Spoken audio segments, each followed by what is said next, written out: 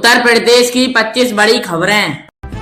Supreme court ने UGC के नए नियमों पर सुनवाई करते हुए बड़ा आदेश दिया है। चीफ जस्टिस सूर्यकांत और जस्टिस जो माल्या बातचीत के बीच में मामले की सुनवाई के दौरान शीर्ष अदालत ने कहा कि यूजीसी के नए नियम अस्पष्ट हैं और इसके दुरुपयोग का खतरा है। इसके बाद कोर्ट ने यूजीसी के नए नियमों पर स्टे लगा दिया है। मामले की अगली सुनवाई अब 19 मार्च को होगी। चीफ जस्टिस ने आदेश देते हुए कहा कि 2012 के नियम फिर से लागू होंगे। चीफ जस्टिस ने आदेश देते हुए कहा कि 2012 के नियम फिर से लागू होंगे। शीर्ष अदालत ने कहा कि रेगुलेशन में जो शब्द इस्तेमाल किए गए हैं उनसे यह लगता है कि इस रेगुलेशन का दुरुपयोग किया जा सकता है। जस्टिस बगीचे ने कहा कि हम समाज में एक निष्पक्ष और समावेशी माहौल बनाने पर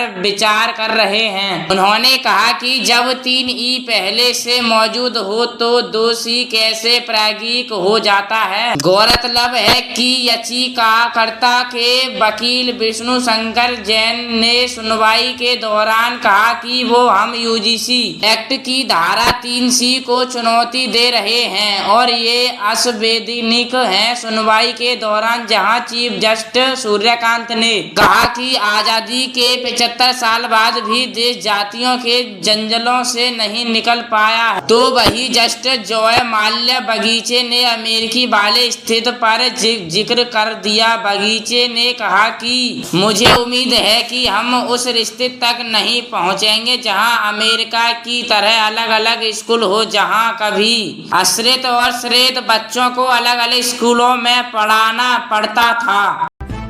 जमीयत उलेमा ए हिंद के अध्यक्ष मौलाना महमूद मदनी ने बुधवार 28 जनवरी 2026 को लखनऊ के किंग जॉन्स मेडिकल कॉलेज परिसर में हजरत हाजी हरमैन शाह दरगाह से सटी जगह में की गई अतिक्रमण रोधी कार्रवाई और हजरत मखदूम शाह मीना के परिसर में मौजूद मजारों से खिलाफ जारी किए गए ध्वस्तीकरण नोटिसों पर गहरी चिंता व्यक्त की है। उन्होंने कॉलेज प्रशासन को चेतावनी दी कि वह भ्रामक प्रचार के जरिए से वक्फ संपत्तियों से संबंधित देश के कानूनों का उल्लंघन करने से बाज आए और तत्काल इस नोटिसों को वापस ले। मौलाना मदनी ने कहा कि किंग जॉन मेडिकल कॉलेज से सटी यह मजार 700 साल से भी ज्यादा पुराने हैं, जबकि कॉलेज की स्थापना साल 1912 में हुई थी।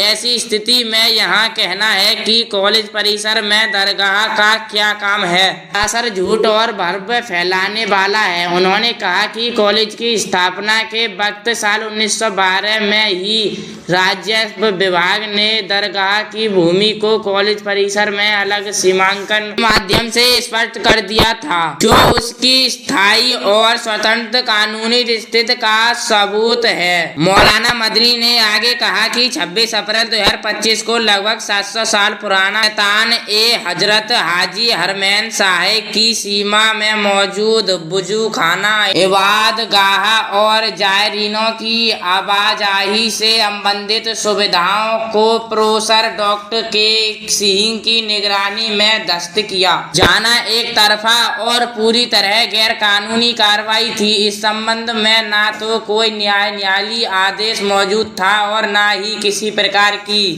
वैधानिक अनुमति ली गई थी, बल्कि यह कार्रवाई एक गलत निजी की आड़ में की गई है। उन्होंने कहा कि यह स्पष्ट है कि संबंधित भूमि वक्फ अधिनियम 1995 में अंतर्गत विधिवती वक्फ संपत्ति और सूत्री वक्फ बोर्ड में रजिस्ट्रेड और वक्फ कानून के अनुसार वक्फ संपत्तियों से संबंधित किसी भी विवाद या कार्रवाई का अधिकार केवल सर्वोच्च न्यायालय को है, ताकि किसी शैक्षणिक संस्था या उसके किसी अधिकारिक को इसीलिए इस प्रकार के नोटिस जारी करना और धमकीपूर्ण स्वभी अपनाना पूरी तरह गैर कानूनी है।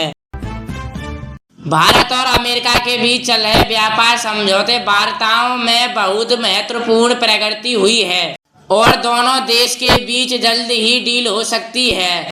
और फैक्टो की रिपोर्ट के मुताबिक भारत यूरोपीय यूनियन मुक्त व्यापार समझौते के राजनीतिक स्तर पर अंतिम चरण में पहुंचने के बावजूद अमेरिका के साथ बातचीत लगातार से जारी रही। सरकारी सूत्रों ने इस अटकल को सिरे से खारिज किया कि भारत EU समझौते अमेरिका के साथ सौदेबाजी की रणनीति का हिस्सा था। सूत्रों का कहना है कि भारत EU की अंतिम दिनों की समिति बैठकों में अमेरिका का एक बार भी जिक्र नहीं हुआ। सरकार के अनुसार EU समझौते अपने स्वतंत्र समय सीमा और अपने व्यावसायिक हितों के आधार पर आगे बढ़ाया गया, न कि अमेरिका के साथ समांतर बताओ की प्रतिक्रिया के रूप में ही। सरकार ने स्पष्ट किया है कि अमेरिका को लेकर भी पूरी तरह सतर्क रुख अपनाया गया है। सूत्रों के अनुसार अमेरिका बाजार कम से कम उतना ही महत्वपूर्ण है, बल्कि कई मामलों में उससे भी ज्यादा। एक सूत्र ने बताया कि भारत EU वार्ता के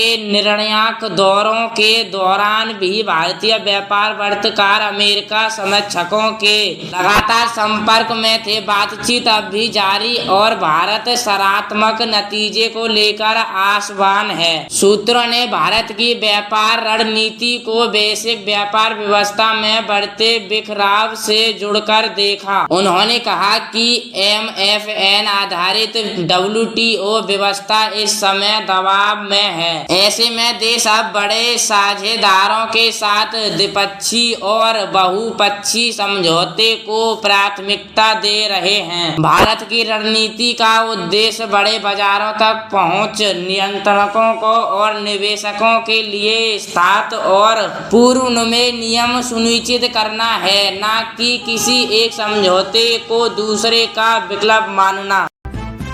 प्रयागराज का माघ मेला 2026 में शंकराचार्य स्वामी अभिमुक्तेश्वरानंद सरस्वती और पुलिस प्रशासन का विवाद इलाहाबाद हाई कोर्ट पहुंच गया है। इलाहाबाद हाई कोर्ट के मुख्य न्यायाधीश को लेटर पिटीशन भेजकर 18 जनवरी मौनी अमावस्या पर हुई घटना की CBI से जांच कराने और Prayagraj commission, DM, police commission व मेला अधिकारी को न्यायविहित करने का आदेश देने की मांग की है। लेटर पिटीशन अभिवक्ता गौरव द्विवेदी ने भेजा है। याचिका में नाबालिग ब्राह्मण बटुकों की पुलिस हिरासत में मारपीट कराने वाले पुलिस कर्मचारियों पर मुकदमा दर्ज कराने की मांग की गई है। याचिका का कहना है कि प्रयागराज माघ मेला सनातन धर्म का पवित्र उत्सव है। इसमें मौनी अमावस्या का स्नान पर्व सबसे महत्वपूर्ण है। इस बार 18 जनवरी को मौनी अमावस्या पर शंकराचार्य अभिमुक्तेश्वरानंद सरस्वती जब संगम स्नान के लिए अपने शिष्यों के साथ पालकी से जा रहे तो प्रशासन और पुलिस के अधिकारियों ने उन्हें जबरन पालकी से उतार दिया